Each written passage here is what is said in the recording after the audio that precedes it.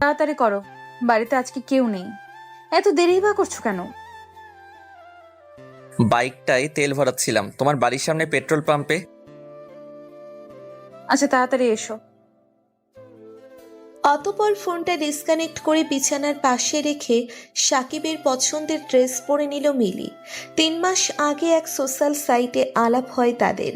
সাকিবের ফটোগ্রাফি দেখে মিলি মুগ্ধ হয়েছিল তার প্রতি, আর তাই পেজের ইনবক্সে মেসেজ করে সাকিবের সাথে কথা বলার আগ্রহ প্রকাশ করেছিল মিলি। সাকিবকে নিয়ে নিজের কিছু ছবি তোলাতে চাই সে। সাকিব তাই কথা বলেছিল তার সাথে। প্রথম দিন কথা বলার পরে মিলি জানিয়েছিল সে সাকিবের হার্ট ফ্রেন্ড। প্রথমে যথেষ্ট অবাক হয়েছিল সাকিব, ফ্যান হওয়ার মতো কি এমন করেছিল সে বুঝতে পারছিল না। তবুও মিলির তার প্রতি পাগলামি তাকে আকৃষ্ট করেছিল মিলির প্রতি। সাকিব তাই লোহার ন্যায় মিলি নামক চুম্বকের দিকে আকর্ষিত হচ্ছিল একটু করে। সাকিবের পছন্দের নারী দৃষ্টির মতো হুবহু ছিল মিলি। সাকিবের ফর্সা মেয়ে একেবারেই অপছন্দ ছিল, কারণ ফর্সা মেয়েরা সব বেশ্যা টাইপের হয়। শুধু ফর্সা নয়, সুমুখস্থী মেয়েও তার পছন্দ নয়। আর তাই মডেলের ফটোগ্রাফি করলেও আদেও তাদের ঘৃণার চোখে দেখে। যদিও বা একসময় সাকিবের পছন্দ ছিল ফর্সা লম্বা স্টাইলিশ মেয়ে, তখন সে গুণের আগে দর্শনকেই প্রাধান্য দিত। তাই একটা সময় নিশির সাথে সম্পর্কে জড়িয়েছিল সে। নিশির মোহময়ী রূপে পাগল হয়েছিল সে ভীষণভাবে। নিশিকে ঘিরেই ছিল তার পুরো পৃথিবী, কিন্তু নিশি উচ্চাকাঙ্ক্ষাই ছিল তাদের সম্পর্কের ভাঙনের কারণ। নিশি ছিল একজন পেশাদারী মডেল। সে তার রূপের সম্পূর্ণ ব্যবহার করে সামনে এগোতে চাইতো। ফটোগ্রাফার হওয়া সত্ত্বেও সাকিব তা মেনে নিতে পারেনি। ফলে সাকিবের কানে প্রায়ই আসতো বিভিন্ন ধনী ব্যক্তির সাথে নিশি ডেটিংয়ের খবর। মানতে পারত না সাকিব, তাই তাদের সম্পর্কের মধ্যে প্রায়ই অশান্তি লেগে থাকতো।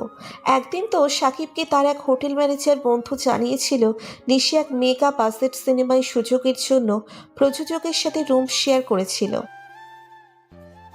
তাই সেদিন বাড়ি ফেরার সময় সাকিব এই বিষয়টা নিয়ে নিশির সাথে জিজ্ঞেস করলো।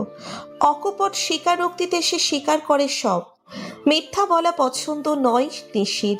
যে কাজ করে সে লজ্জিত নয়, সেই কাজ সে লুকাবে কেন? অতএব সবকিছু স্বীকার করে সাকিবের কাছে ক্ষমা চেয়েছিল নিশি। নিশি তাকে এটাও জানিয়েছিল তার কোনো ইচ্ছাই ছিল না, কাস্টিং কাউসে নাম লেখার কোনো ইচ্ছেই ছিল না, কিন্তু অভিনেত্রী হওয়ার স্বপ্নের কাছে তার শরীর তুচ্ছ মনে হয়েছে। আর তাই নিজের উচ্চাকাঙ্ক্ষা সফল করতে সে নিজের শরীরটা বিলিয়ে দিয়েছিল প্রয়োজনের সামনে, প্রযোজকের সামনে। কারণ সে চায়নি তার থেকে কম প্রভাবশালী এই কাজ করে সুযোগটা কেড়ে নিক তার কাছ থেকে। সে আসলে বিমর্ষ হয়েছিল অডিশনে রিজেক্ট হতে হতে। সত্যি শোনার সাহস ছিল না সেদিন সাকিবের। নিজের ভালোবাসার মানুষকে অন্যের বিছানায় কিভাবে সহ্য করবে সাকিব? নিশি কিভাবে পারলো তার বিশ্বাস নষ্ট করতে? কিভাবে পেরেছিল বিশ্বাসঘাতকতা করতে? সে বুঝতে পারছিল না তার এবং নিশির সম্পর্কের থেকে কিভাবে নিশির কাছে উচ্চাকাঙ্ক্ষায় বড় হতে পারে। নিশি বারবার ক্ষমা চেয়েছিল সাকিবের কাছে। সাকিবের পা ধরে কেঁদেছিল মেয়েটি পাগলের মতো। কিন্তু সাকিব বুঝতে চায়নি তার কথাগুলো। কিভাবেই বা বুঝবে? তার কাছে তো কোনো বিশ্বাসঘাতকের কোনো দাম নেই। ভালোবাসার ভাগ যে কাউকে দেওয়া যায় না। ভালোবাসার মানুষটা পুরো অধিকার যে তারই। তাই উত্তেজিত হয়েছিল সেদিন, নিজেকে নিয়ন্ত্রণ করতে পারেনি। তাই নিশির গায়ে হাত তুলেছিল সেদিন। বেল্ট দিয়ে পাগলের মতো মেরেছিল নিশিকে। সেদিন থেকে নিশিরও মনে হতে থাকে সাকিব তার উন্নতির পথে অনেক বড় বাধা। তাই পরের দিনই সে সাকিবকে জানিয়েছিল তাদের সম্পর্ক ভাঙতেই হবে। সেদিন থেকেই ফর্সা সুন্দর নারী তার চোখে বেশ্যার সমান। সে ফর্সা সুন্দর নারী মূর্তির চরম ঘৃণা করে। ঘৃণা হওয়াটাই স্বাভাবিক ছিল। তাই নিজের পছন্দের নারী মূর্তির ক্রাইটেরিয়া পরিবর্তন করে সে। সে তার বন্ধু মহলে প্রায় বলতো, ফর্সা মেয়ে মানে চরিত্রহীনা, বুঝলি? শালীরা নিজের রূপ কাজে লাগিয়ে যা খুশি তা করে বেড়ায়। ফর্সা মানে বেশ্যা। মিলির বাহ্যিক গঠন ছিল নিশির উল্টো। নিশির মতো মোহনীয় রূপ ছিল না তার, বরং তার গায়ের রং শ্যামবর্ণের তুলনায় অনেক বেশি চাপা ছিল। তার শারীরিক গঠনও নিশির মতো ওয়েল মেনটেন ছিল না, বরং ছিল অনেকটা ঢিলে ঢালা। 34 সাইজের কোমরের অধিকারিণী সে। তাই সাকিবের তার প্রতি জন্মেছিল বিশ্বাস। তাই সে নিজেই মিলিকে দিয়েছিল প্রপোজাল। সাকিবের মতো সুদর্শন পুরুষের কাছ থেকে প্রপোজাল পেয়ে ফেরায়নি মিলি। সে বারবারই চাইতো তার প্রেমিক হোক ভীষণ রকম হ্যান্ডসাম, সে তাকে ভীষণ রকম সুখ দিতে পারবে। কারণ তার বিশ্বাস হ্যান্ডসাম ছাড়া তাকে কেউ সুখ এনে দিতে পারবে না। মিলির কাছে প্রেম মানে শরীর সুখটাই বুঝতো। তার মতে শরীর সুখ না হলে সম্পর্ক টেকে না। তার বান্ধবীদেরও বলতো সে। তাই তার এক বান্ধবী রেগে তাকে বলেছিল, হ্যাঁ রে মিলি, তোর মাথায় কি সেক্স ছাড়া আর কিচ্ছু ঢোকে না? সেক্স ছাড়াও ভালোবাসা হয়। শারীরিক সম্পর্কটা হলো ভালোবাসা একটা অংশ মাত্র, কিন্তু সম্পর্ক নয়। যারা এটাকে সম্পর্ক ভাবে তাদের শেষ পরিণতি দেখবার মতন হয়। মিলি হেসে উত্তর দিল, তাহলে শারীরিক সুখ না দিতে পারলে ডিভোর্স হয় কেন? তার সেই বান্ধবী তার এহেন মনোভাব দেখে তার সাথে সম্পর্ক সব ত্যাগ করে চলে যায়। তার মনে হয়েছিল মিলির মানসিক সমস্যা আছে। তার মতে মিলি হয়তোবা তার ভবিষ্যৎ জীবনে বাধা হয়ে দাঁড়াতে পারে। মিলিকে সে অনেকবার বোঝাতে চেয়েছে, কিন্তু মিলি বুঝতে চায় না। আর তাই সাকিবের সাথে সম্পর্কে আসার আগে একাধিক শারীরিক সম্পর্কে লিপ্ত হয়েছিল সে। সে একই কারণে সম্পর্ক সৃষ্টির 2 মাসের মধ্যে সাকিবকে এক প্রকার জোর করেই বাধ্য করেছিল ফাঁকা বাড়িতে তার সাথে সহবাস করতে। যদিও সাকিব চেয়েছিল তাদের সম্পর্ক সম্পূর্ণ পরিণতি না হওয়া পর্যন্ত সহবাস করবে না, কিন্তু মিলির জেদের কাছে তাকে হার মানতে হয়েছিল। তাই মিলির ইচ্ছেতেই হাজির হতে হলো আর আসতে হলো তার বাড়িতে। বাড়ির কলিং বেল বাজানো মাত্রই সাকিবের পছন্দের ড্রেস পরে দরজা খুলে দিল মিলি। তারপর সাকিবকে কলার ধরে নিচের বেডরুমে নিয়ে যায়। তারপর মিলি সাকিবকে বিছানায় ফেলে জোর করেই ঘাড়ে গলায় কিস করতে থাকে। তারপর সাকিবের গোলাপি ঠোঁটের সাথে ঠোঁট মিলিয়ে দেয়। ধীরে ধীরে তারা এক অজানা সুখের টাচে হারিয়ে যেতে থাকে। সাকিব প্রোটেকশন ব্যবহার করতে চাইলে মিলি বাধা দিল। সহবাসের সময় নিজের সতীত্ব বোঝানোর জন্য মিথ্যে চিৎকার করে মিলি। সাকিব মিলিকে এতটাই ভালোবাসতো যে তাকে তার এত সন্দেহ হয়নি। মিলি পরিবারের সবাই 3 দিনের জন্য বাহিরে গেছে, আর সুদীপ্ত তার পরিবারে বলেছিল সে তার ফটোগ্রাফির একটা প্রজেক্ট নিয়ে বাহিরে যাচ্ছে 3 দিনের জন্য। আর তাই কেউ সন্দেহ করেনি। এই 3 দিন তারা খুব ঘনিষ্ঠ মুহূর্ত কাটিয়েছিল। প্রতিটা মুহূর্তে তারা মেতে উঠেছিল এক অজানা শিহরণে। সাকিবের সাথে শারীরিক উন্মাদনায় প্রতিদিনই মেতে উঠেছিল মিলি। সাকিব যেন তাকে পাগল করে দিয়েছিল। এর আগে কোনো পুরুষ তাকে এতটা তৃপ্তি দিতে পারেনি। যদিও বা সাকিবের পাশাপাশি অনেকের সাথে শারীরিক সম্পর্কে মেতে উঠেছিল সে। অনেকজনকে তো আবার সাকিবের সাথে বেস্ট ফ্রেন্ড, এমনকি দাদা হিসেবেও পরিচয় করিয়ে দিয়েছিল। সাকিব যেহেতু সব সম্পর্ককে সমানভাবে সম্মান করত, তাই সে সন্দেহ করেনি। 3 দিন পর মিলির বাড়ির লোক ফিরে আসার আগেই সাকিব বাড়ি ফিরে এসেছিল। সাকিবকে ছাড়া সে প্রায় পাগল হয়ে যায়। তাকে ছাড়া এক মুহূর্তও থাকতে পারে না। প্রায় তারা সময় কাটাতো বিভিন্ন হোটেলে। আজ প্রায় 7 মাস তাদের সম্পর্কের। হঠাৎ একদিন রাতে প্রচণ্ড উৎকণ্ঠা নিয়ে মিলি সাকিবকে ফোন দিয়ে বলল, সাকিব, আমার পিরিয়ড স্কিপ করে গিয়েছিল 3 মাস, তাই প্রেগন্যান্সি টেস্ট কিট দিয়ে পরীক্ষা করায় পজিটিভ এসেছে রিপোর্ট। আরো নিশ্চিত হতে আমি ক্লিনিকে গিয়ে টেস্ট করেছিলাম, রিপোর্টে পজিটিভ এসেছে। কি করব আমি সমাজে মুখ দেখাতে পারবো না। এত দেরি হয়ে গিয়েছে যে অ্যাবর্শন করতে পারবো না। তাছাড়া দেশে করোনার কারণে পরিস্থিতিও অস্বাভাবিক। সাকিবের সাথে কান্নায় ভেঙে পড়েছিল মিলি। সে এই কমাসে ভালো করেই চিনতে পেরেছিল সাকিবকে। সাকিব যে কতটা ইমোশনাল সে ভালো করেই জানতো। সে এটাও ভালো করে জানতো সাকিবের মতো কেউ তার জীবনে না আসলে কারণ সাকিবের মতো এতখানি বিশ্বাস তাকে কেউ করবে না। মিলির কথায় সাকিবের মনে লাড্ডু ফুটতেছিল। সে অনেক খুশি হয়েছিল। সাকিব তার কথা শুনে হেসে বলেছিল,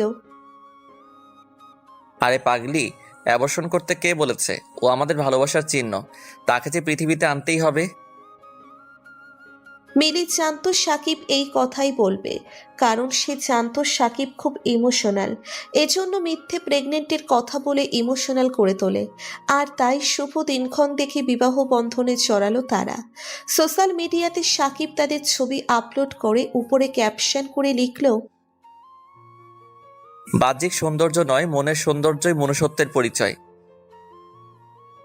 সাকিবের বিয়ের ছবি দেখে চোখ ভিজল নিশির। সে বিশ্বাস করতে পারছিল না সাকিব অন্যজনের সাথে সম্পর্কে জড়ালো। সে জানতো সাকিব তাকে ঘৃণা করে, তবে এত বেশি সেটা জানতো না। কেন আজ সম্পর্ক সে জেনেও অন্য কারো হতে দেখে চোখ ভিজল? তবে কি সে সাকিবকে এখনো ভালোবাসে? এসব ভাবতে ভাবতেই নিশি মেকআপ করা মুখ পেয়ে দুফোঁটা চোখের জল গড়িয়ে পড়ল। সে নিজেকে প্রশ্ন করল, আজকে আমি সাকিবের পাশে দাঁড়াতে পারতাম না? এত বৈভবের খ্যাতি থেকেও কি আমি সেই সুখ পাই, যে সুখ সাকিবের সাথে 1 BHK ফ্ল্যাটে মুখে মাথা রেখে ঘুমালে পেতাম? আজ এত পরপুরুষের হার্ট থ্রো হয়েও কি সেই আনন্দটা হয় যেটা সাকিবের ছোট্ট একটা প্রশংসায় পেতাম? তার মনের মণিকৌঠো থেকে উত্তর আসে না। সে বুঝতে পারে উচ্চাকাঙ্ক্ষা চরিতার্থ করতে গিয়ে সাকিবের বিশ্বাস ভাঙাটা তার ভুল ছিল। হয়তো ভুল নয়, তীব্র অন্যায় হয়েছে, যা ক্ষমার অযোগ্য। কিন্তু কি আর করার, সাকিব আজ অন্য কারোর। তাকে ফিরে পাওয়ার রাস্তাও আজ থেকে বন্ধ। কারণ সে নিজের উচ্চাকাঙ্ক্ষার কাছে বিসর্জন দিয়েছিল নিজের ভালোবাসাকে। সে পারেনি সাকিবের সেই প্রথম দিনের ভার্জিন গার্ল হয়ে থাকতে। সাকিব কি এমন চেয়েছিল তার কাছে যে সে দিতে পারেনি? না, সে দিতে পারত, কিন্তু নিজের উচ্চাকাঙ্ক্ষার কাছে তা হারিয়ে ফেলেছে। নিশির মেকআপ করতে দেরি হচ্ছে দেখে নিশির ক্রো আর্টিস্ট মিম আসে তার কাছে। নিশির এই রঙিন সুসজ্জিত গ্ল্যামার দুনিয়ার একমাত্র বান্ধবী হচ্ছে মিম। নিশির চোখে জল দেখে সে জিজ্ঞাসা করল, কি হলো নিশি? আর কত বছর নিজের পাপের প্রায়শ্চিত্ত করবি তুই? অতীতটাকে ভুলে যা প্লিজ। সাকিব তো তোকে মনেও করে না, তবে তুই কেন নিজেকে কষ্ট দিচ্ছিস? নিশি একটা দীর্ঘশ্বাস ফেলে বলে, কিভাবে মনে করবে? ভুলটা তো আমারই, ওর না। জানিস, বুঝতে পারিনি যশ ছাড়া বেঁচে থাকা গেলেও ভালোবাসা ছাড়া যায় না। আজ তাই সাকিবের বিয়ে দেখেও নিজেকে ঠিক রাখতে পারছি না। বারবার মনে পড়ে যাচ্ছে ওর সাথে কাটানো সময়গুলো। বিয়ে হয়ে গেছে এত তাড়াতাড়ি? কি বলিস? নিশি সোশ্যাল মিডিয়া থেকে সাকিবের বিয়ের ছবিটা বের করে মিমের হাতে দিতেই মিম হেসে উঠল। বলতে লাগলো, এই মেয়েকে বিয়ে করার ছিল তো তোকে কি সমস্যা ছিল? এ তো পাক্কা খেলোয়াড়। থাক, আর বললাম না, মুখে গালাগালি আসছে। রমজান মাসে গালাগালি করা ঠিক না। নিশি চোখের জল মুছে অবাক হয়ে মিমের দিকে তাকিয়ে জিজ্ঞেস করলো, মানে? তোর মনে আছে নিশি, আমি আমার কাকার ছেলের গল্প বলেছিলাম যে সুইসাইড করেছিল? হ্যাঁ। এই সে 12 বাত্তারি মেয়ে। দিনের পর দিন ঠকিয়েছে আমার ভাইটাকে। ওর ছেলে চাই, নিত্য নতুন ছেলে, যে ওকে তৃপ্তি দিতে পারবে। শহরের নামী ইন্ডাস্ট্রিজ আফতাব চৌধুরীর একমাত্র মেয়ে ও। কেস করেছিল ওর নামে আত্মহত্যার প্ররোচনা দেওয়ার জন্য, কিন্তু কোনো লাভ হয়নি জানিস। আমাদের দেশে ভালো মানুষেরা বিচার পায় না, আর এই কালনাগিনী বেশ্যারা ঠিকই আইনের অপব্যবহার করে। ও তো সাকিবকে শেষ করে দিবে রে। মেয়েটা এতটাই জঘন্য যে যাকে দাদা ডাকে তার সাথেও বের শেয়ার করতে দ্বিধা করে না, এমনকি নিজের পিসির ছেলের সাথেও। তবে কি জানিস, মেয়েটার বাহির দেখে এরকম মনে হয় না। সবাই ওকে সতী লক্ষ্মী ভাবে, কিন্তু সমাজ সুন্দরীদের চরিতার্থ ভাবলেও এদের ভাবে না। কারণ এরা নন ভার্জিন হয়ে ভার্জিনের মতো চিৎকার করতে জানে, যা পুরোটাই অভিনয় ছাড়া আর কিছুই নয়। সব কিছুরই তো অ্যাডভান্টেজ আছে, এরা সেটাও ব্যবহার করে। তবে কি জানিস, সাকিবের টাইমলাইনে প্রায়ই দেখতাম সে আমাদের মতো সোকল সুন্দরীদের নিয়ে বাজে মন্তব্য করত আর বলতো আমরা চরিত্রহীনা। কিন্তু ও জানতো না রূপ দিয়ে কখনো চরিত্র বিচার করা যায় না। ও হয়তো জানবেও না ওর পিছনে কত রঙ্গ করে বেড়াবে এই মেয়ে। কি আর করবি, তোর তো কিছুই করার নেই। চল, শর্ট রেডি হয়ে গেছে। নিজের নিজের ভালোবাসার মানুষের এহেন পরিণতি দেখে নিজেকে ঠিক রাখতে পারছে না নিশি। সে নিজেকে ক্ষমা করতে পারছে না। তার মনে হচ্ছে সব দোষী তার। কারণ সে যদি সাকিবের বিশ্বাস নিয়ে না খেলতো তো সাকিবের এই ভুল ধারণা আর থাকতো না। থাকতো না তার জীবনে অশান্তি, পড়তে হতো না এরকম একটা আশঙ্কায়। আর তাই আজ মনে হচ্ছে সব কিছু ছেড়ে সাকিবের কাছে দৌড়ে ছুটে যায়, তাকে সব খুলে বলি। কিন্তু আফসোস তার, সে অধিকার আর নেই। তবে সব সত্যি জানার পরেও সে কিভাবে চুপ থাকবে? কিন্তু কি করবে সেটাও যে তার জানা নেই। তাই নিজেকে দায়ী করে নিজেকে দোষী ভাবা ছাড়া আর যে কিছুই করার নেই তার। তার হাতে তো কোনো প্রমাণও নেই যা সাকিবের সামনে তুলে ধরে তাকে বাঁচাবে। কান্নাই আজ ভেঙে পড়ল নিশি, তাও চরম আত্মগ্লানিতে। আজ এই নাম যশ তার কাছে বিশ্বের ন্যায় মনে হতে লাগলো। সাকিবের ছবি বুকে নিয়ে কাঁদতে লাগলো নিশি, আর বলতে শুরু করলো, আমায় ক্ষমা করে দাও সাকিব, আমায় ক্ষমা করে দাও। তোমার এহেন পরিণতি যে আমি চাইনি। আমি বুঝতে পারিনি আমার উন্নতির জন্য তোমার জীবন নষ্ট করতে হবে। সেদিন আর শুটিং স্পটে গেল না নিশি। মেকআপ রুম থেকে চেঞ্জ করে কাউকে কিছু না বলে পা বাড়ালো বাড়ির দিকে। কিছুই বুঝতে পারছিল না কিভাবে মিলির হাত থেকে বাঁচাবে সাকিবকে। সাকিবকে বাঁচানো যে একমাত্র তার কর্তব্য। বাড়িতে এসে সোফায় বসে পড়ল নিশি। তার জানি কেমন জ্ঞান শূন্য লাগছে নিজেকে। তার জন্যে কারো এত বড় ক্ষতি হতে পারে সে ভাবেনি। সাকিব এবং তার পুরনো ছবিগুলো মন দিয়ে খুঁটিয়ে দেখছিল। মনে পড়ছিল একের পর এক পুরনো স্মৃতিগুলো। তার এখনো মনে আছে প্রতিটা ফটোশ্যুটের আগে সাকিব তাকে নিজের হাতে সাজিয়ে দিত। মাঝে মাঝে যখন তার রান্না করা হয়ে উঠতো না তখন সাকিব তাকে নিজ হাতে রান্না করে খাইয়েও দিত। আজও তার মনে পড়ে তার সেই পিরিয়ডের দিনগুলো। অসম্ভব যন্ত্রণায় যখন সে ছটপট করত, সাকিব তখন তার জন্য জল গরম করে হট ওয়াটার ব্যাগে করে সেক দিয়ে দিত তাকে। তাকে কোনো কাজ করতে দিত না সারাদিন। সে সাকিবের দিকে তাকিয়ে অবাক নয়নে ভাবত, কোনো ছেলে এতটা ভালো কি করে বাসতে পারে? আমার বাবাকে তো সবসময় দেখতাম মায়ের সাথে গায়ে হাত তোলা ছাড়া কথাই বলতো না। সত্যি বলতে সাকিব নিশির জীবনে একটা আশীর্বাদ স্বরূপ ছিল। নিশির আজও খুব কষ্ট লাগে যখন মনে পড়ে সে লিভিনে গেলে সাকিবের সাথে। নিশির মা যখন সদ্য সদ্য মারা গিয়েছেন তখন নিশির বাবা মিঠুন আহমেদ কিছুদিন পরেই বাড়িতে নিয়ে আসেন 18 বছর বয়স্ক মডেল রক্ষিতা অহনা। নিজের চোখের সামনে নিজের বাবার এহেন নোংরামি মেনে নিতে পারছিল না নিশি। দমবন্ধ হয়ে আসছিল তার প্রতিটা মুহূর্তে। এরকমই একটা মুহূর্তে আত্মহত্যার পথ বেছে নিয়েছিল নিশি। ঠিক করে দিয়েছিল আজই শেষ করে দিবে সব। স্টেশনে গিয়ে বসেছিল অনেকক্ষণ। ট্রেনের সামনে ঝাঁপ দেওয়া ছাড়া আর কেই বা করার ছিল তার। সে ঝাঁপ দিতেই যাচ্ছিল, কিন্তু হঠাৎ পার্সে রাখা ফোনটা বেজে ওঠায় সে সম্বিত ফিরে পায়। কারণ তখন তার ক্লাসমেট সাকিব ফোন করেছিল। নিশিও মনে মনে তাকে পছন্দ করত। তার পার্সোনালিটি, অ্যাটিটিউড সবকিছুই নিশির কাছে ভালো লাগতো। শুধু ক্লাসমেট বললে ভুল হবে, কারণ সাকিবও নিশিকে আরো বেশি কিছু মনে করত। সাকিব হঠাৎ নিশিকে বলে বসল, I am in a love with you lot. I love you, Nishi. I love you so much. সেদিন সাকিবের বলা কথাগুলো নিশিকে নতুন করে বাঁচার অনুপ্রেরণা জুগিয়েছিল। সেদিন নিশি খুঁজে পেয়েছিল বাঁচার তীব্র আকাঙ্ক্ষা। হ্যাঁ, সেদিন সাকিবের ভালোবাসার কাছে হার মেনেছিল নিশি। সাকিবের কাছে পেয়েছিল একমাত্র আশ্রয়স্থল। ফিরে এসেছিল মৃত্যুর হাত থেকে। নিশি পারেনি আর থাকতে, বেরিয়ে আসে স্টেশন থেকে। সাকিবের ফ্ল্যাটে রাত 12টার সময় উপস্থিত হয় নিশি। সাকিব ফেরায়নি তাকে, বুকে টেনে নিয়েছিল সেদিন। সাকিব কোনো দিন তার চোখে এক ফোঁটা জল আসতে দেয়নি।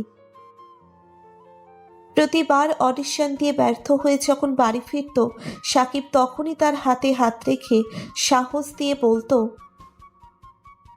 তুমি ঠিক পারবে। সাকিবের একটা কথাই তাকে সাহস জুগিয়েছে বহু বছর, কিন্তু এতবার অডিশন দিয়ে ধৈর্যের বাঁধ ভেঙেছিল তার। প্রতিবারই সে দেখতো তার চেয়ে কম মূল্যের কেউ চান্স পেয়ে যাচ্ছে শরীরের মূল্যে। তাই সে আর কোনো কিছুই না ভেবে রাজি হয়ে গিয়েছিল প্রযোজকের সাথে হোটেলের রুমে যেতে। আর সেই দিনটার জন্যই আজ সে ক্ষমা করতে পারেনি নিজেকে। সাকিবকে তারপরেই সে হারায় চিরতরে। পুরনো স্মৃতিগুলো ভাবতে ভাবতে সোফায় ঘুমিয়ে পড়ে নিশি। হঠাৎ ফোনটা বেজে ওঠে। তার ডিরেক্টর নীল ফোন করেছে তাকে। এক রাশ বিরক্তি নিয়ে ফোনটা রিসিভ করলো। হ্যালো। ওপাশ থেকে নীল ধরা গলায় বলতে লাগলো, তুমি একটু দেখা করতে পারবে? নিশি খুব ভালো করেই জানে নীল তাকে খুব পছন্দ করে। সেই পছন্দ সহকর্মী আর বন্ধুর চেয়ে অনেকটা বেশি। কিন্তু তার স্ত্রী আত্মহত্যার কারণ হিসেবে নীলের নাম শোনায় সে নীলের মধ্যে দেখতে পায় তার বাবার প্রতিচ্ছবি। তাই নীলকে একেবারেই পছন্দ করে না সে। তাই নীলের প্রশ্নের উত্তরে ভদ্রতার সাথে জানালো, আজকে পারবো না। আসলে সাকিবের ব্যাপারই ছিল, তোমার সমস্যা থাকলে তোমার বাড়িতে আসছি। সাকিবের ব্যাপারে কথা বলবে তাই নিশি আর নিষেধ করেনি। নিশি বসতে দিল। বাড়িতে আসার পর নীলকে বসতে দিল নিশি। নীল তার দিকে তাকিয়ে বলল, নিশি, আজকে মিম আমাকে সাকিবের বিয়ের ছবি দেখে বলল তোমার শুটিংয়ে না আসার কারণ তোমার উপর একটু রাগ হয়েছিল। একইভাবে সাকিবের উপর প্রচন্ড রাগ হয়েছিল, কারণ এই সিনেমাটা বহুকাল ধরে ঝুলছে। আমি যেহেতু সাকিবকে আরো আগে থেকে ব্যক্তিগতভাবে চিনতাম, তাই সাকিবকে মেসেজ করে বলতে চেয়েছিলাম সে যেন তোমাকে ব্লক করে। কিন্তু ওর প্রোফাইল অন করতেই আমি মিলি নামের একটা মেয়ের ছবি দেখি। মনে আছে আমি তোমায় বলেছিলাম আমার স্ত্রী আত্মহত্যা করেছিল? নীল চোখটা রুমাল দিয়ে মুছে বলল, এই মিলির বেস্ট ফ্রেন্ডই ছিল আমার বউ। আমার বউয়ের নাম ছিল নীলাঞ্জনা। 12 বছরের সম্পর্ক পরিণতি পেয়েছিল আমাদের দুজনের সম্মতিতে। আমরা দুজন দুজনকে পাগলের মতো ভালোবাসতাম। আমার সব কয়টা শুটিং স্পটে থাকতো নীলাঞ্জনা। ও যেন আমার জীবনের চরম ইন্সপিরেশন ছিল। একদিন নীলাঞ্জনাই আমাকে মিলির সাথে পরিচয় করিয়ে দেয়। বলেছিল মিলি ওর বন্ধু নয়, ওর বোন। শুনে খুশি হয়েছিলাম। জানো, নীলাঞ্জনাকে কেউ ভালোবাসলে আমার খুব ভালো লাগতো, আর তাই মাঝে মাঝে মিলির সাথে হাই হ্যালো করতাম। একদিন আমার এক শুটিং স্পটের বাইরে মিলির সাথে দেখা হয় আমার। ওর গাড়ি খারাপ হয় লং ড্রাইভে এসে। আমি ওকে ওর বাড়ি অব্দি লিফট দেই। ওর বাড়িতে এসে বসতে দিয়েছিল আমাকে। ফর্মালিটির জন্য সেটাও করি। মিলি চলে যায় ঘরের ভেতরে। এক অদ্ভুত রকমের খোলামেলা ড্রেস পরে আসে আমার সামনে। তার আকার ইঙ্গিতে আমি বুঝে গেলাম সে কি করতে চায়, কিন্তু ততক্ষণে অনেক দেরি হয়ে যায়। সে আমার পাশে এসে বসে। তার অতি স্বল্প পোশাক আমার অস্বস্তির কারণ হয়ে দাঁড়ায়। আমি তাই তার দেওয়ার কোল্ড ড্রিঙ্কসটা খেয়ে তার বাড়ি থেকে বের হতে চেয়েছিলাম, কিন্তু মাথা ঘুরে পড়ে যাই। তারপর কি হয়েছে আমার মনে নেই। ঘুম থেকে উঠে বাড়ি ফিরে আসি, কিন্তু শরীরটা প্রচন্ড দুর্বল লাগছিল। বাড়ি ফেরার পর নীলাঞ্জনাকে শরীর ক্লান্ত লাগার কথা জানালে কড়া করে 1 কাপ চা করে দেয়, কিন্তু তাও ক্লান্তি মেটে না। সেদিন ক্লান্তির কারণে ঘুমের সাগরে হারিয়ে গিয়েছিলাম। কিন্তু পরের দিনই মিলে আমাকে কিছু খারাপ ভিডিও MMS করে পাঠায়, যেখানে আমি তার সাথে সুখের সাগরে ভাসছিলাম। তারপর থেকে সে প্রায় আমাকে দিয়ে তার চাহিদা মেটাতো আর বলতো ভিডিওটি ইন্টারনেটে ছাড়িয়ে দেবে। নীলাঞ্জনাকে সাহস করে কিছু বলতে পারিনি, আর তাই অনিচ্ছাকৃতভাবে প্রতিদিনই তার সাথে বেড শেয়ার করতে হতো। ধীরে ধীরে নিজের উপর ঘৃণা জন্মেছিল, তাই একদিন শুটিংয়ের নাম করে তার কাছে যায়নি। ভেবেছিলাম আমার কোনো দোষ নেই, আমি কেন সহ্য করব, কিন্তু বাড়িতে এসে দেখলাম আমার নীলাঞ্জনা ঘুমের ওষুধ খেয়ে চির শান্তির ঘুমে ঘুমাচ্ছে। সুসাইড নোটে লিখেছিল মিলের সাথে আমার অবৈধ সম্পর্ক নাকি তার মৃত্যুর জন্য দায়ী। প্রিয়জনের আঘাত সহ্য করতে পারেনি আমার নীলাঞ্জনা। মিলের পুলিশের সাথে অবৈধ সম্পর্ক করে জেল থেকে বের হয়ে যায়, কিন্তু আমি ছেলে হওয়ায় তা পারিনি। তবে যদি পুলিশ সিনিয়র মেয়ে হতো তাহলে আমিও চেষ্টা করতাম। বিনা দোষে সব হারালাম আমি। সাকিবও আমাকে ঘৃণা করতে লাগলো, কারণ সে নীলাঞ্জনার খুড়তুতো ভাই হতো। মিলিকে ও চিনত না, কিন্তু আমার চিনত খুব ভালো করে। কান্নায় ভেঙে পড়ল নীল। মিলির সত্যি শুনে হতভম্ব নিশিও। সে বুঝতে পারছিল না এত কিছু কেউ কি করে হতে পারে, কিভাবেই বা কেউ নিজের বেস্ট ফ্রেন্ডের ঘর ভাঙতে পারে। নিশি স্তম্ভিত হয়ে গেল। নীল তাকে বিদায় জানিয়ে চলে গেল। নীল চলে আসার পর নিশি পাপ বোধ বেড়ে গেল আরো কয়েক গুণ। আজ তার কেরিয়ার মনে হচ্ছে গলার ফাঁসির মতো। মনে হচ্ছে সব ছেড়ে কোথাও পালিয়ে যেতে। খুব ইচ্ছে করছে সাকিবকে জড়িয়ে ধরতে। তার বুকে মুখ লুকিয়ে কাঁদতে ইচ্ছে করছে, কিন্তু সাকিবকে যে জড়িয়ে ধরার অধিকার সে হারিয়ে ফেলেছে। আজ অনেকক্ষণ হয়েছে মিলি বাথরুমে দরজা বন্ধ। সাকিবও তাকে বিরক্ত করেনি। মিলির আসল রূপ ধরা পড়েছে সাকিবের সামনে। সাকিব জানতে পেরেছে মিলি তাকে ফাঁসিয়ে বিয়ে করেছে, কারণ মিলি কোনো দিন অন্তঃসত্ত্বা ছিলই না। সাকিব মর্মাহত হয়েছিল মিলির এহেন মিথ্যা সম্পর্ক দেখে। নিশিকে হারিয়ে মিলিকে আঁকড়ে ধরে সে বাঁচতে চেয়েছিল, কিন্তু মিলি যে তার সাথে প্রতারণা করবে কখনোই সে ভাবতে পারেনি। শুধু মিলির এরকম মিথ্যের সম্পর্ক দেখে সে বলেছিল, মিলি, এই মিথ্যের ঠিক কি দরকার ছিল? মিলি কোনো উত্তর দেয়নি। কোনো অপরাধ বোধও তার আচরণে পরিলক্ষিত হয়নি। সাকিব শুধু অবাক হয়েছিল তার এরকম আচরণে। কিছুদিন পর সাকিব তার এক বন্ধুর কাছ থেকে জানতে পারে মিলি কল্ট বয় হায়ার করতে খুব ভালোবাসে। সাকিবের যে মডেল বন্ধুটি তাকে এই তথ্যটি দিয়েছিল, সে নিজেও পোর্টফোলিওর টাকা জোগাড় করার জন্য কল্ট বয়ের কাজ করে।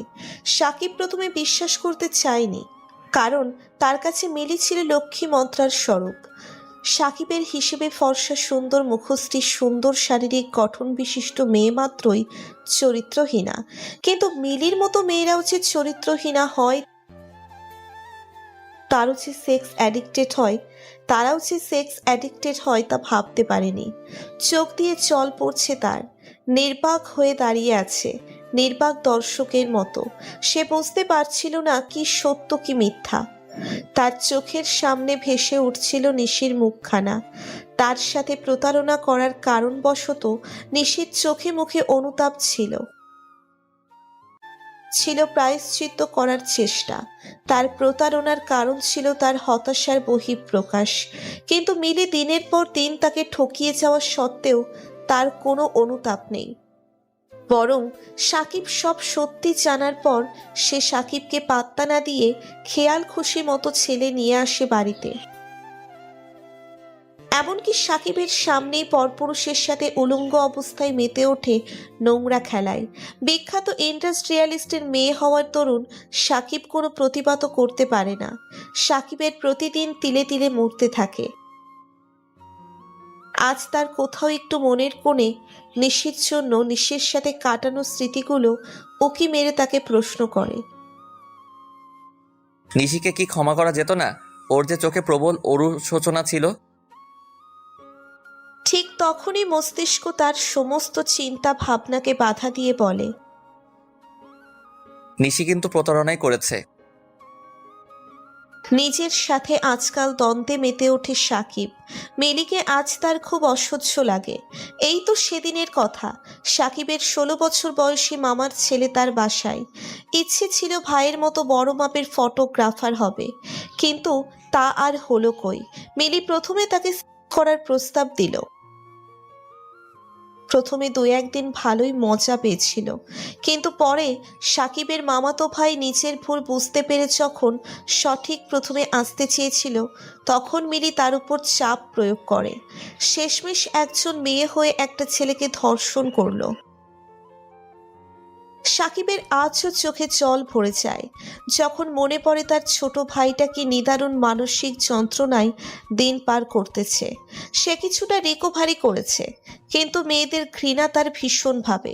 কাউন্সিলিং চলছে তার। এভাবেই মিলির দিনের পর দিন সাহস বেড়েই চলেছে। এখন এমন অবস্থায় এসে দাঁড়িয়েছে তাদের বাড়ির সামনে রাস্তা দিয়ে কোনো পুরুষ মানুষ হাঁটতেই চায় না। আর রাতের বেলা এলাকার বকাটেরা সিরিয়াল ধরে। হঠাৎই বাথরুমে কোনো কিছু পড়ার শব্দ সাকিবের ধ্যান ভাঙল, কিন্তু মিলি তো এখনো বের হলো না বাথরুম থেকে। নাকি বাথরুমেই পরপুরুষের সাথে চালাইতেছে। সোফায় বসে খবরের কাগজ পড়তে পড়তে এসব কথা ভাবছিল সাকিব। কিন্তু প্রায় 2 ঘন্টা হয়ে গিয়েছে বাথরুম থেকে বের হচ্ছে না মিলি। অন্যদিকে সাকিবের প্রজেক্টরের কাছে বাহিরে যাবে, দেরি হয়ে যাচ্ছে। সে এবার দরজার সামনে গিয়ে 2 বার নক করলো। মিলি, দরজা খোলো। মিলি, খুলো বলছি। ভেতর থেকে কোনো সাড়া শব্দ না পেয়ে সাকিবের মনে আশঙ্কা সৃষ্টি হতে থাকলো। অজানা এক আতঙ্ক ধাওয়া করতে থাকে। কাজের মেয়েকে নিয়ে দরজা ভেঙে দেখতে পেল বাথরুমের মেঝেতে বিবস্ত্র অবস্থায় পড়ে আছে মিলি। দ্রুত অ্যাম্বুলেন্সে ফোন করলো সাকিব এবং দ্রুত মিলিকে নিয়ে হাসপাতালের উদ্দেশ্যে রওনা দিল। মিলির মা বাবাকেও খবর দেওয়া হলো, কিন্তু হাসপাতালে পৌঁছানো মাত্রই হাসপাতালের ডক্টররা তাকে মৃত ঘোষণা করলো। মিলির মা বাবা নিজের একমাত্র মেয়ের মৃত্যুর খবর পেয়ে ক্ষিপ্ত হলো। তারা সাকিবের নামে এফআইআর করলো আর মিলির বডি পোস্টমর্টেমে পাঠানো হলো। এদিকে সাকিবকে পুলিশ গ্রেপ্তার করলো। সাকিবকে 2 দিনের রিমান্ডে নেওয়া হলো। সাকিবের উপর অমানসিক নির্মম অত্যাচার শুরু করলো। সাকিবের কথা কেউ শুনছে না। পুলিশদের একটাই কথা, দোষ করিস আর না করিস, তুই স্বীকার করতেই হবে। আমাদের দেশের আইন এরকমই, দোষী বা নির্দোষ বিবেচনা করে না, তাদের শুধু আসামি চাই পকেট গরম করার জন্যে। যাদের কাছ থেকে মোটা অঙ্কের টাকা নেওয়া যাবে বিচার তার পক্ষে হবে, আর যে দিতে ব্যর্থ হবে তার উপর চলবে অমানসিক তাণ্ডব। দেশ আজ কোথায় পৌঁছলো? স্বাধীনতা অর্জন করেও কি ন্যায়নীতি প্রতিষ্ঠা করতে পারলাম আমরা? তার থেকেও ভালো হতো পরাধীনতার জীবন। যাই হোক, গল্পে আসি। মিলির পরিবার মিথ্যে 498 দায়ের করলো তার নামে। তাদের মনে হয়েছিল মিলির অত্যাচারে অতিষ্ঠ হয়ে খুন করে দিয়েছে সাকিব। সাকিবের কাতর আর্জি কেউ শুনল না। পোস্টমর্টেমের রিপোর্ট আসার আগেই তাকে রিমান্ডে নেওয়া হলো। 2 দিন পর তাকে জেলে হস্তান্তর করা হলো। এই 2 দিন তার জীবনে এক দুঃস্বপ্নের মতো কেটেছে। হাঁটার মতো শক্তিটুকু অবশিষ্ট নেই। তাই জেলের দেওয়ালের সাথে ঢিল দিয়ে বসে থাকতে ভাবতে লাগলো, আজকের এই পরিণতির জন্যে শুধুই আমি দায়ী। মনে হচ্ছিল লক্ষ্মী মন্ত্রা খোঁজার জন্য চেষ্টা না করে যদি নিশিকে বোঝার চেষ্টা করত, তাকে ক্ষমা করে দিত, তাহলে হয়তো আজকে এই দিন দেখতে হতো না। অন্যরকম জীবন কাটাতে পারত। অকারণে এতখানি অপমানিত হতে হতো না তাকে। মিলি তাকে জীবিত অবস্থাতেও শান্তি দেয়নি, আর মরে গিয়ে তো বাঁচাটাই হারাম করে দিচ্ছে। নিজেই নিজেকে দোষারোপ করছে সাকিব। তার মাথায় একটা কথা বারবার কড়া নাড়ছিল। আনমনে বলতে লাগলো, মা ঠিকই বলতেন, সৌন্দর্য দিয়ে কখনো চরিত্র বিবেচনা করা যায় না। আসলেই তো, চরিত্রের সাথে রূপের কোনো সম্পর্ক নেই। দেখতে সুন্দর হলেই যে চরিত্রহীনা, আর দেখতে খারাপ হলেই যে চরিত্র ভালো, কিংবা দেখতে ভালো হলে যে চরিত্র খারাপ, অথবা দেখতে খারাপ হলে যে চরিত্র খারাপ। এই ধারণাগুলোই যে বোকা বোকা। কিন্তু এতগুলো প্রশ্নের মধ্যে একটা বিষয় তাকে খুব ভাবাচ্ছে। সেটা হলো মিলি কিভাবে মারা গেল। সে কি সুইসাইড করেছে নাকি হত্যা করা হয়েছে? রহস্যটা কি? তার মাথায় কিছুই ঢুকছে না। সব গলিয়ে যাচ্ছে। আজ একটা কথাই বড্ড মনে আঘাত হানছে। চরিত্র কখনোই সৌন্দর্য দিয়ে হয় না। মানুষের চরিত্র মানসিকতার উপর নির্ভরশীল। এই সত্যটা বুঝতে খুব দেরি হয়ে গেছে, যার দরুন আজ আমার এই অবস্থা। খুব ইচ্ছে করতেছে আত্মহত্যা করতে, কিন্তু নিজেকে মনোবল দিয়ে দমন করে রাখছি। কারণ আত্মহত্যা মানে নিজের জীবনের কাছে হার মানা। না আমি হার মানবো না, আমি হার মানবো না, আমি জয়ী হবই। আমাকে ভেঙে পড়লে চলবে না। মিলি আমার জীবনে শুধুই মরীচিকা, আর এই একটা কারণে নিজের জীবন তো আর নষ্ট করতে পারি না। আমি তো জানি আমি নির্দোষ। হয়তো সৃষ্টিকর্তা আমাকে পরীক্ষা করতেছে, কিন্তু কিভাবে নিজেকে নির্দোষ প্রমাণ করব? কিভাবে সবাইকে বোঝাবো আমি কিছুই করিনি? কিভাবে মিলির মুখোশ সবার সামনে তুলে ধরবো? কিন্তু কিভাবে এত কিছু করব? তাই সবকিছু অদৃষ্টের উপর ছেড়ে দেওয়াই ভালো। সব দরজা যখন বন্ধ হয়ে যায় তখন একটা দরজা খোলা থাকে। হ্যাঁ, আমাকে ওই দরজাটাই খুঁজে নিতে হবে। এখন আমার একমাত্র করণীয় হচ্ছে ধৈর্য ধারণ করা। এটাই সফলতার একমাত্র রাস্তা। আপন মনেই কথাগুলো বলছিল সাকিব। হয়তো জীবনের আঁকড়ে ধরে বাঁচার সব রাস্তাই তার জন্যে বন্ধ। ভালোবাসা নামক শব্দটাই তার জীবন নষ্টের একমাত্র কারণ। তার এহেন পরিণতির জন্য ভালোবাসাই দায়ী। কি অন্যায় ছিল তার? সে তো সরল মনেই প্রথমে নিশিকে ভালোবেসেছিল, তারপর মিলিকে, কিন্তু দুজনেই তাকে ঠকিয়েছে। তার ভালোবাসাকে সূচক হিসেবে কাজে লাগিয়েছে। হয়তো তার জীবনের সবচেয়ে বড় ভুল ছিল ভালোবাসা। অন্যদিকে চলচ্চিত্র জগতে আসার পর থেকে নিউজ পেপার পড়া মোটামুটি বন্ধ করে দিয়েছে নিশি। ভয় পায় কখন তার নামে গুজব শুনে ফেলবে, হয়তোবা নিজের খারাপ ইমেজ নিয়ে যদি কোনো চিন্তায় পড়তে হয়। কারণ মিডিয়ার লোকেদের বিশ্বাস নেই, তিলকে তাল করাই তাদের অন্যতম বৈশিষ্ট্য। তারপর সেটাকে বারবার ব্রেকিং নিউজ হিসেবে সোশ্যাল মিডিয়ায় সম্প্রচার করবে। সেজন্য বাড়িতে খবরের কাগজও রাখে না, সারাদিন টিভিতে কার্টুন সিরিজ দেখেই সময় পার করে। কারণ দেশের যে পরিস্থিতি, ঘর থেকেই তো বের হওয়া দুষ্কর। হয়তোবা সেলিব্রিটিদের জন্য এটা কোনো বিষয়ই না, তারপরেও সে কোনো রিস্ক নিতে চাইছে না। আজ তার কি মনে হলো, সে তার নিজের ভুলেই একটা নিউজ চ্যানেল ধরে বসলো। প্রথমেই তার নতুন সিনেমার প্রমোশন দেখে সে খুব খুশি হলো, পরক্ষণেই তার মাথায় বাজ ভেঙে পড়ল। হঠাৎ তার চোখে পড়ল একটা ব্রেকিং নিউজে, যেখানে লেখা ছিল বিখ্যাত শিল্পপতির কন্যা মিলির মৃত্যুতে পুলিশ গ্রেপ্তার করলো তার স্বামী সাকিবকে। খবরটি শুনে মুহূর্তেই স্তম্ভিত হয়ে গেল নিশি। সে খুব করেই জানতো সাকিব মিলিকে পাগলের মতো ভালোবাসত। নিশি জানতো সাকিব একটু বদমেজাজি, তবে এতটাও নয় যে মিলিকে হত্যা করবে। কারণ সাকিব যদি এতটাই বদমেজাজি হতো তাহলে নিশি নিজেও ওই দিনের পরে বেঁচে থাকতো না। খবরটা শোনা মাত্রই সে ফোন করলো মিমকে, কিন্তু মিম তখন এক পার্টিতে ব্যস্ত ছিল। নিশির ফোন রিসিভ করার পরে সে জানতে পারল পুরো কাহিনী। মিমও খুব অবাক হয়েছিল, প্লাস খুশিও হয়েছিল।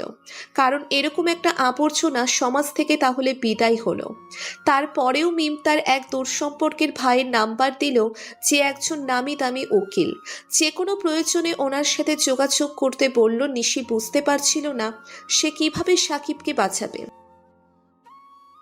হঠাৎ তার মনে হলো এখন তার একজন উকিল দরকার, যে কিনা সাকিবকে জেল থেকে বের করতে পারবে। আর মিম তো তাকে একজন উকিলের নাম্বার দিল। আর দেরি করা যাবে না, এখনই উকিলের সাথে ফোনে আলাপ করে থানায় রওনা দিতে হবে। যা করার খুব দ্রুত করতে হবে। রাত তখন প্রায় 11টা। ড্রাইভার ছুটি নিয়ে দেশের বাড়ি গিয়েছে। কোনো উপায় না পেয়ে সে নিজেই পাগলের মতো ড্রাইভ করে কোনো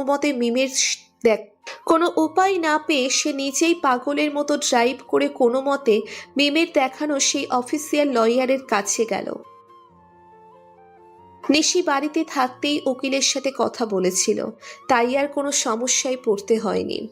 উকিলকে সঙ্গে করেই পুলিশ স্টেশনে পৌঁছলো নিশি। এক্ষেত্রে সে আগেই জানতো সাকিব বিয়ে করার পরে কোথায় থাকতো, তাই তেমন একটা সমস্যায় পড়তে হয়নি থানায় যেতে। থানায় গিয়ে নিশি জানতে পারে সাকিবের নামে বেশ কয়েকটা ধারায় এফআইআর করা হয়েছে। পুলিশ ইনচার্জ নিশিকে তারপরেও চেষ্টা করতে বলেছেন। তিনি নিশির অনেক বড় ফ্যান, তাই নিশি নিজেই তার থানায় আসায় তার অবস্থা তো বুঝতেই পারছেন। হয়তোবা তিনি সাকিবকে ছেড়ে দিতেন, কিন্তু প্রশাসনের ভয়ে তার করলেন না। আইনের বিরুদ্ধে তিনি কিছু করতে না পারলেও তিনি জানালেন তিনি নিশির পাশে সর্বত্র থাকবেন। হঠাৎ করে নিশি অস্ফুট স্বরে বলতে লাগলো, ওসি সাহেব, আর কি কোনো রাস্তাই নেই সাকিবকে নির্দোষ প্রমাণ করার? ম্যাম, একটা রাস্তা আছে, সেটা হলো পোস্টমর্টম রিপোর্ট, যেটা দ্বারা সত্যটা প্রমাণ করতে পারেন। কিন্তু পোস্টমর্টম রিপোর্ট কবে আসবে? আপাতত আরো 3-4 দিন সময় লাগবে। এতদিন সাকিবকে এখানে রাখা যাবে না, যা করার খুব তাড়াতাড়ি করতে হবে। আমি বলি কি, কোনোভাবে জামিনের ব্যবস্থা করা যায় না? আচ্ছা নিশি, আমি বরং জামিনের জন্য কোর্টে আপিল করি, কি বলো? কোর্টে আপিল করে মনে হয় না তেমন একটা লাভ হবে মিস্টার মাহমুদ সাহেব, কারণ খুনের আসামিকে এত সহজে কোর্ট থেকে জামিন দিবে না। আচ্ছা উকিল সাহেব, আমরা তো চেষ্টা করতেই পারি। আপনি অ্যাপিলের ব্যবস্থা করুন ভাইয়া, যত টাকা লাগে আমি দেব। সব কিছু আর টাকা দিয়ে কেনা যায় না নিশি। কিছু কিছু জিনিস যেটা হয়তো একবার হারিয়ে গেলে হাজারবার চেষ্টা করলেও ফিরে পাওয়া যায় না। যাই হোক, আমি টাকার বিনিময়ে কাজ করি না, কারণ টাকা হচ্ছে হাতের ময়লা, এক হাতে আসবে অন্য হাতে খরচ হয়ে যাবে। কিন্তু একটা জিনিস আছে যেটা সারা জীবন মানুষের মনে থেকে যায়, সেটা হলো ভালোবাসা। আর আমি এই ভালোবাসার জন্যই কাজ করি, কারণ এই আইনের মারপ্যাচে পড়ে অনেক মা তার সন্তানকে হারিয়ে ফেলে, কেউ বা তাদের বেঁচে থাকার অবলম্বন হারিয়ে নিঃস্ব হয়ে পড়ে, কেউ হয়তো প্রিয়জনকে হারিয়ে সুইসাইড করতে বাধ্য হয়। আর আমি চাই না কোনো নির্দোষ ব্যক্তি তার প্রিয়জনের কাছ থেকে হারিয়ে যাক। তাই সততা ও নিষ্ঠার সাথে নিজের দায়িত্ব পালন করতে চাই, অসহায় মানুষের পাশে দাঁড়াতে চাই। জীবনের শেষ নিঃশ্বাস অবধি এটাই করব। আচ্ছা ভাইয়া, সরি, আসলে আমার মাথা ঠিক ছিল না। আপনি তো জানেনই আমার উপর দিয়ে কি যাচ্ছে। কিছু মনে করেন না, আপনি আপনার মতো করে করেন প্লিজ। আচ্ছা, আমি আজকে জামিনের জন্য কোর্টে আপিল করতেছি। তার আগে সাকিবকে কিছু জিজ্ঞেস করার আছে। তুমি কি আমার সাথে তার কাছে যাবে? আচ্ছা ঠিক আছে, আপনি যান, কিন্তু আমার বিষয়ে কিচ্ছু বলবেন না, কারণ আমি চাই না আমার এই মুখ নিয়ে তার সামনে যেতে, কারণ তার এই অবস্থার জন্য আমিই দায়ী। আচ্ছা ওসি সাহেব, আপনি আমার সাথে চলুন জেল কাস্টাডিতে। আর নিশি, তুমি বাড়ি চলে যাও, আমি তোমাকে ফোনে সব জানিয়ে দেব। সেদিন রাতে নিশি বাড়ি ঠিকই ফিরে এসেছিল, কিন্তু প্রতিটা মুহূর্ত তার কাছে ফাঁসির মতো মনে হচ্ছিল। অতিবাহিত সময়ের সাথে নিশির পাপ বোধ বেড়ে যাচ্ছিল কয়েকশো গুণ। সব কিছুর জন্য কেবল নিজেকেই দোষী করছিল, নিজেকে খুব বড় মাপের অপরাধী মনে হচ্ছিল।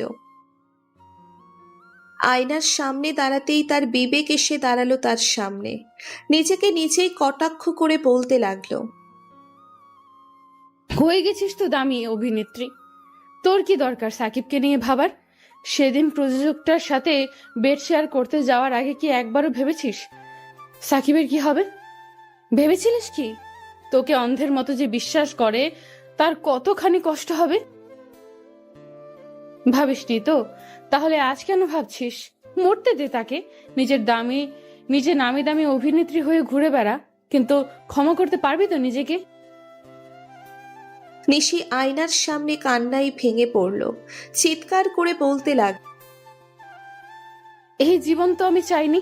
সাকিবের জীবন বলি দিয়ে নিজের জীবন গড়তে চাইনি আমি। হয়তো আজ তার আশেপাশের আসবাবপত্রগুলো তাকে দেখে ব্যঙ্গ করছে। ব্যঙ্গ তো করবারই কথা, কারণ সব দোষী তো তার। নিজেকে খুবই অসহায় মনে হতে লাগলো। সাকিবকে একটু জড়িয়ে ধরার আকাঙ্ক্ষা যেন ঘায়েল করছে তাকে। খুব ইচ্ছে করছে একটু জড়িয়ে ধরে বলতে, ভালোবাসি।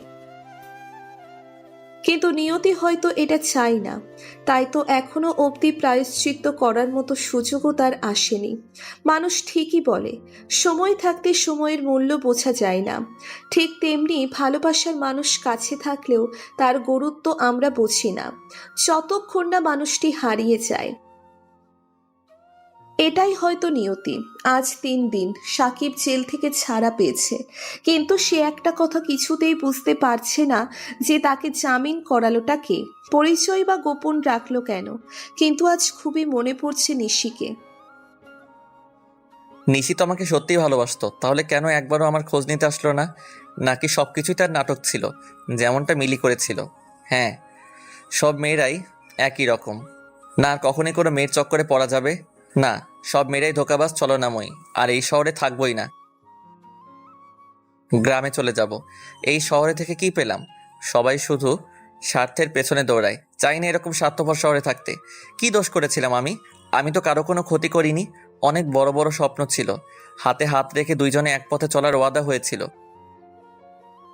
কিন্তু সে ভালোবাসাটা আজ বদলে গেছে।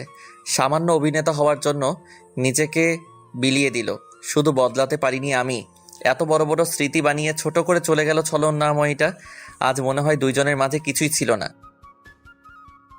তার দেওয়া কষ্টগুলো ভুলতে মিলির মতো শ্যামবর্ণের মেয়ের সাথে সম্পর্ক করেছিলাম, কিন্তু সেও একজন বেশ্যার থেকে কম ছিল না।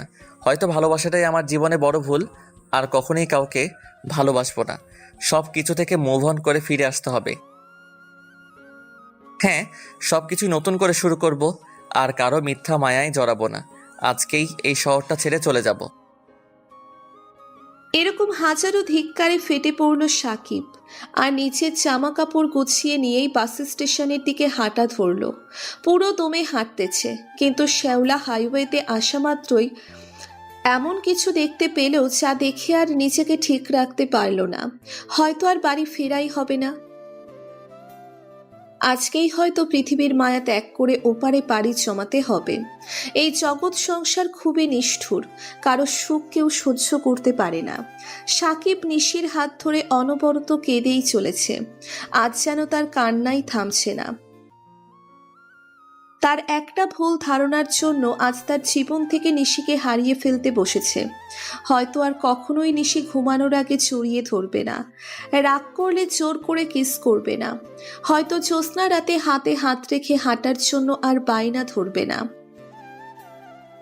হয়তোবা কেউ আর ফুচকার দোকানে ঝাল খাইয়ে কিস করার বাহানা খুঁজবে না। কেবি হয়তো আর বলবে না জান ভালোবাসি, লাভ ইউ পাগল। কেবি হয়তো বলবে না খুব ক্ষুধা পেয়েছে, একটু পাপ্পি দাও না। কেউ জেদ ধরবে না একই প্লেটে ভাত খাওয়ার জন্য, কারণ হারিয়ে যাওয়া স্মৃতি একদিনের হলেও তা কাদায় সারা জীবন। নিশি হয়তো আমার জীবনে পরীক্ষা স্বরূপ এসেছিল, কিন্তু আমি সেই পরীক্ষায় ফেল করেছি। আমি অপরাধী। হ্যাঁ, আমি অপরাধী। আমার কারণে একটা নিষ্পাপ মেয়ে, যে কিনা আমাকে খুব ভালোবাসতো, সে আজ প্রতিটা মুহূর্তে মৃত্যুর সাথে লড়াই করছে শুধুমাত্র আমাকে বাঁচাতে গিয়ে। আপনারা ভাবতেছেন সেদিন কি এমন হয়েছিল যার জন্য নিশির এই অবস্থা। তাহলে চলুন অতীত থেকে ঘুরে আসি। সেদিন নিশির শুটিং থেকে বাড়ি ফেরার পথে গাড়ি খারাপ হয়ে যায়, যার কারণে গাড়ি থেকে বের হয়। কিন্তু বের হওয়া মাত্রই যা দেখলো, নিজের চোখে যেন বিশ্বাসই করতে পারতেছে না। কারণ কয়েকজন মাস্তান টাইপের লোক সাকিবের দিকে বন্দুক তাক করে দাঁড়িয়ে আছে, আর তাদের পেছনেই দাঁড়িয়ে আছে শহরের নামি দামি ইন্ডাস্ট্রিয়ালিস্ট আফতাব চৌধুরী। নিশি যেন বাকরুদ্ধ হয়ে পড়েছে, কথা বলার ভাষা হারিয়ে ফেলেছে। এদিকে সাকিব বিশ্বাসই করতে পারছে না যে আফতাব চৌধুরী এতটা নিচে নেমে যাবে, নিজের মেয়ের দোষ তার উপর চাপাবে। হয়তো আজ তাকে মৃত্যুর স্বাদ গ্রহণ করতে হবে। হঠাৎ বন্দুক চলার শব্দে সাকিব ভয়ে চোখ বন্ধ করে ফেলে, কিন্তু না, তার তো কোনো জায়গায় গুলি লাগেনি। তবে কি সে ভুল আওয়াজ শুনেছে? কিন্তু চোখ খোলা মাত্রই তার দুনিয়া অন্ধকার হয়ে আসছিল, কারণ নিশি নিজের জীবন দিয়ে সাকিবের জীবন বাঁচিয়ে দিয়েছে। হ্যাঁ, সেদিন নিশি তার ভালোবাসার মর্যাদা রেখেছে নিজের জীবন দিয়ে। নিশি তার ভুলের প্রায়শ্চিত্ত করেছে। নিশির পুরো জামা রক্তে লাল হয়ে আছে। নিশি মাটিতে ঢলে পড়তেছে। সাকিব যেন পাগলের মতো হয়ে গিয়েছে। সে এক প্রকার দৌড়ে নিশিকে নিজের কোলে নিয়ে নেয়। নিশি, তুমি এটা কেন করলে নিশি? আমার জন্য নিজের এত বড় ক্ষতি কেন করলে নিশি? তোমার কিছু হয়ে গেলে আমি বাঁচবো না নিশি।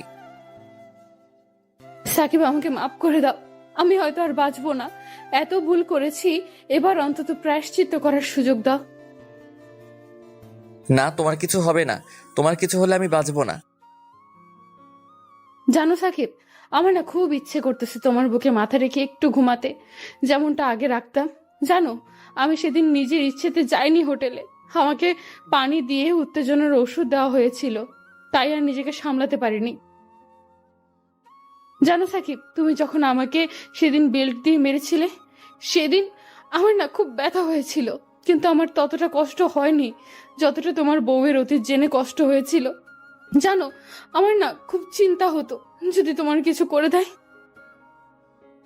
আল্লাহর কাছে প্রতিদিনই তোমার জীবন ভিক্ষা চাইতাম। হ্যাঁ, আল্লাহ আমার জানটাকে বাঁচিয়ে, কিন্তু হয়তো আমাদের মিলনটা আর হলো না গো। শেষবারের মতো একবার বলবে ভালোবাসি? না থাক, আমার মতো একজন বেশ্যাকে বলে নিজের মুখ পাপিষ্ঠ করো না। না, তোমার কিছুই হবে না। আমি তোমাকে হাসপাতালে নিয়ে যাব। তোমার কিছু হলে আমি বাঁচবো না নিশি। সাকিব, আমার না খুব কষ্ট হচ্ছে। সাকিব। হঠাৎ নিশি অজ্ঞান হয়ে পড়ে। সেদিন সাকিব নিশিকে হাসপাতালে ঠিকই নিয়ে আসছিল, কিন্তু ভাগ্য খারাপ হলে যা হয়। কারণ সচেতনতা মস্তিষ্কের কর্টেক্সের মাধ্যমে পরিচালিত জ্ঞানী ও দক্ষতামূলক কর্মকাণ্ডগুলোর গুণগত দিকগুলোর সাথে সম্পর্কিত, যার মধ্যে রয়েছে মনোযোগ, সংবেদনশীলতা, স্পষ্ট স্মৃতি, ভাষা, কোনো কাজ সম্পন্ন করার ক্ষমতা, সাময়িক ও স্থানিক অবস্থান অনুধাবন করা ও বাস্তবতা বিচার করার ক্ষমতা। স্নায়ুবিক দৃষ্টিকোণ থেকে চেতনা পরিচালিত হয় সেরিব্রাল কর্টেক্স বা ধূসর অংশ থেকে, যা মূল মস্তিষ্কের বাইরের অংশ, ও রেটিকুলার অ্যাক্টিভেটিং সিস্টেম থেকে, যার অবস্থান ব্রেন সিস্টেমের ভেতরে। কিন্তু নিশির সেগুলো কোনোটাই সক্রিয় নয়। ডাক্তারি ভাষায় বলতে হবে নিশি কোমাতে চলে গেছে। এতে পুরো দোষটাই সাকিবের। কি এমন দোষ করেছিল নিশি যে ক্ষমা করা যেত না? এখানে তো তার কোনো দোষ নেই। নিশি তো নিজের উচ্চাকাঙ্ক্ষার বশে ভুল করে ফেলেছে। কিন্তু সাকিব তো চাইলে তাকে সঠিক পথে নিয়ে আসতে পারত। নিজের ভালোবাসার বেড়া ছেলে মুড়িয়ে নিশির জীবন থেকে সকল পাপ ধুয়ে মুছে দিতে পারত। কিন্তু পুরো সত্যি না জেনে সে নিশিকে এত শাস্তি দিল। সাকিবের চোখ থেকে কয়েক ফোঁটা নোনা জল তার গাল বেয়ে গড়িয়ে নিশির মুখে এসে পড়ছে। সাকিবের চোখের পানি এক ফোঁটা নিশির চোখের উপর পড়তেই নিশির চোখ টিপুনি দিয়ে ওঠে, সাথে হাতটাও হালকা নাড়িয়ে ওঠে। সাকিবের চোখ নিশির চোখের দিকে পড়তেই সাকিবের মুখে হাসি ফুটে ওঠে। এই পাগলি, তুমি তোমার চোখটা মাত্রই নড়ালে, তাই না? তার মানে তুমি আমার কথা শুনতে পাচ্ছ, তাই না? কি হলো, কথা বলছো না কেন? আমি জানি তো তুমি আমার কান্না একদমই সহ্য করতে পারো না। তাই তো সেদিন আমার জন্য নিজের জীবন বলি দিতে বসেছিলে, আর এখন চোখের ইশারা করে আমাকে কান্না করতে বারণ করছো, তাই না পাগলি? তুমি একবার সুস্থ হও, আমি আর তোমাকে কষ্ট দিব না। পৃথিবীর সেরা বর হয়ে দেখিয়ে দিব। ডাক্তার, ডাক্তার কোথায় আপনারা? প্লিজ তাড়াতাড়ি আসুন ডাক্তার। সাকিবের চিল্লা চিল্লিতে সকলে কেবিনের মধ্যে প্রবেশ করে। কি হয়েছে? এমন উত্তেজিত হচ্ছেন কেন? দেখুন না, আমার পাগলিটা একবার চোখ নাড়ানোর পরে আর নাড়াচ্ছে না। আপনি প্লিজ উত্তেজিত হবেন না, আমাদের দেখতে দিন। ডাক্তার নিশিকে দেখার পর, হাউ ইজ পসিবল? মানে আপনি কি বলতে চাইতেছেন ডাক্তার? আমার 36 বছর ক্যারিয়ারে এই প্রথম এমন আজব ঘটনা। নিশি এর নার্ভ ধীরে ধীরে সজাগ হয়ে উঠছে, কারণ সকল আশঙ্কা অমূলত প্রমাণ করে সে জেগে উঠেছে। হাইথোপারমিয়ার কারণে তার মস্তিষ্কের রক্ত চলাচল বন্ধ হয়ে গেলেও তার মস্তিষ্কের কোনো প্রকার ক্ষতিগ্রস্ত হয়নি। আমরা এর থেকে এখন ভালো কিছু আশা করতে পারি। মিস্টার সাকিব, আপনি বাইরে যান প্লিজ, আমরা শেষ চেষ্টাটুকু করি। সাকিবের মুখের ভাষা যেন হারিয়ে ফেলেছে। কি বলবে কিছুই ভেবে পাচ্ছে না। ধীরে ধীরে সাকিব ফ্লোরে বসে পড়ে। অতি সুখে আর অতি দুঃখে এই দুই সময় যেন মুখের ভাষা হারিয়ে যায়। সাকিবেরও তাই হয়েছে, তবে এটা দুঃখের জন্য না, এটা অতি সুখের জন্য। আইসিইউ এর দরজার সামনে ফ্লোরে বসে পাগল করে হাসছে সাকিব। কারণ আজ সৃষ্টিকর্তা তার জীবনের সেরা উপহার দান করেছেন, তার পাগলিটাকে আবার ফিরিয়ে দিতেছে। প্রায় অনেকক্ষণ পরে ডাক্তাররা বের হয়ে এলেন। ডাক্তার সাহেব, আমার পাগলিটা ঠিক হয়ে যাবে তো? সরি মিস্টার সাকিব, আসলে আমরা যথেষ্ট চেষ্টা করেছি, কিন্তু কিছু করতে পারিনি। এই কথা আর বলবো না। নাও কংগ্রাচুলেশন মিস্টার সাকিব, পেশেন্ট এখন আউট অফ ডেঞ্জার। এখন ঘুমের ওষুধ দেওয়া হয়েছে, 1 ঘন্টার মধ্যে জ্ঞান ফিরবে। থ্যাংক ইউ ডাক্তার সাহেব, আপনার এই উপকার আমি জীবনেও ভুলবো না। আমি শুধু আমার দায়িত্বটাই পালন করেছি, এর পুরো ক্রেডিটটাই শুধু আপনার। আপনি যদি দৃঢ় মনোবল আর দিনরাত সেবা যত্ন না করতেন তাহলে হয়তো এটা সম্ভব হতো না যদি আপনি গত 3 মাস রোগীর সর্বোত্তম খেয়াল না রাখতেন। আমি যে ভুলটা করেছি তার কাছে এটা তুচ্ছ। হয়তো সারা জীবন এর মাসুল টানতে হতো যদি না নিয়তি ফিরে না চাইতো। Anyway, I have important appointment, I have to leave right now. Oh sure. Sakib কেবিনের দিকে পা বাড়ালো, কিন্তু কোথায় যেন একটা বাধা কাজ করতেছে। কোন মুখ নিয়ে সে শিশির সামনে দাঁড়াবে? নিশি কি তাকে ক্ষমা করবে, নাকি তার উপর জমানো অভিমান আজ পূর্ণতা পাবে? এরকম হাজারো প্রশ্ন তাকে ঘিরে ধরেছে। এরই মাঝে কেবিনে প্রবেশ করলো। কেবিনে প্রবেশ করা মাত্রই নিশির নিষ্পাপ মুখটি দেখে তার অন্তরাত্মা কেঁপে উঠল। কত ব্যথাই না সহ্য করেছে মেয়েটি। যেখানে আজ তার থাকার কথা, সেখানে আজ শুয়ে আছে নিশি। প্রকৃত ভালোবাসাগুলো মনে হয় এমনই।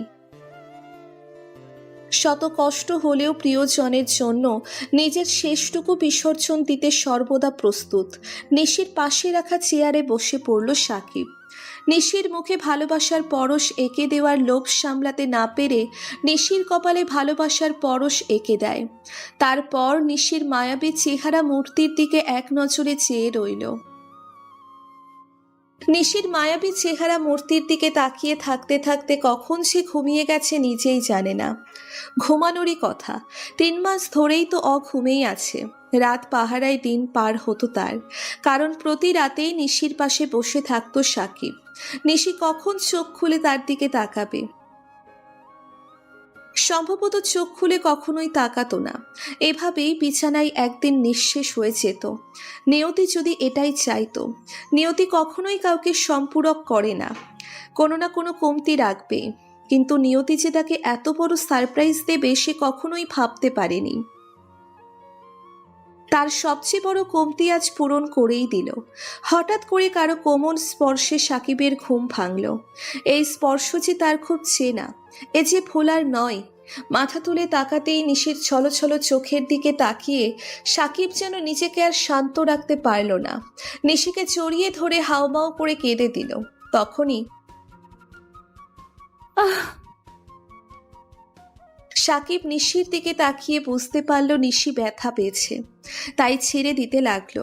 নিশি তার হাতটা শক্ত করে জড়িয়ে ধরে। এই, আমাকে ছেড়ে চলে যাওয়া হচ্ছে? আমাকে ছেড়ে আর যেও না, আমার না খুব ভয় করে। তোমাকে আর যেতে দিব না। নিশি আমাকে মাফ করে দাও, আমি না জেনে অনেক বড় ভুল করে ফেলেছি। আমি ভার্জিন গার্ল খুঁজতে গিয়ে তোমাকে অনেক কষ্ট দিয়ে ফেলেছি। আমি জানতাম না ভার্জিন গার্ল নয়, বরং মনের ভার্জিনিটি আসল। জীবন সুন্দর করে সাজাতে চাইলে ভার্জিন গার্ল না, বরং ভার্জিন মনি দরকার। কিন্তু আমি সেটা বুঝিনি, আর যতক্ষণে বুঝলাম তখন অনেক দেরি হয়ে গেছিল। আমার কারণে তোমার জীবন থেকে 3টা মাস হারিয়ে গেল। কিন্তু এবার আর ভুল করব না, তোমাকে আর কষ্ট দিব না। এসব বলতে বলতে সাকিব এবার উচ্চস্বরেই কান্না করে দিল। এ যে তার সুখের কান্না।